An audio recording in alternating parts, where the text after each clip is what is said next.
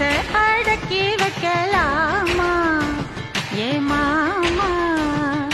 ஆள மயக்கி புட்டு அழக ஒழிச்சி வைக்கலாமா ஏ மாமா